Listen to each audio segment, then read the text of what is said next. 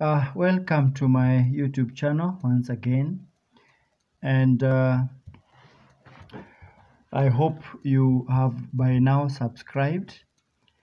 Pearson Edexcel International Maths by Mr. Kamotho, and we have been explaining Pearson Edexcel International A-Level Pure Mathematics, and this time in this video we'll be looking at Pure Mathematics Book 3 and Topic 5.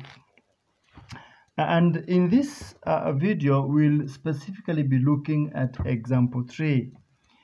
And before we can look at example 3, it is important to remind ourselves what we have understood in the previous video. And we said, if we have a function y is equals to e raised to power x, then dy dx is equals to e raised to power x. And we understood very well that e is Euler's number, approximately 2.71828. At the same time, we've understood that if y is equals to e raised to power kx, then dy dx, or rather derivative, is k e raised to power kx. And with that in mind, then we can go straight to example A, and we are told that differentiate with respect to x the following function. And the first one is y is equals to e raised to power 4x. And you realize that this one is already in the format of e raised to power kx. And the dy dx of this is the k, which is 4, multiplied by the original function, 4 e raised to power 4x. And part B of the same, we have y, which is equals to e raised to power minus a half x.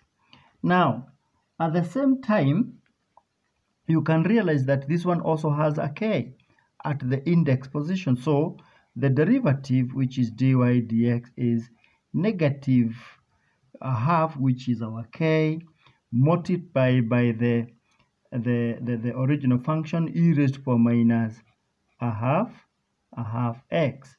And that is just like it. Part C of the same, we have y is equals to 3e raised to power 2x. And you can see this one is a bit different because it has a constant in front of, there's a coefficient of e raised to power 2x, which is a 3. And the normal way we find the derivative of dy dx, which should actually be k, but now our k is 2, and this 2 is automatically going to be multiplied by 3, which is the coefficient of the whole function, giving us 6e raised to power 2x. And that is just like it as far as example 3 is concerned.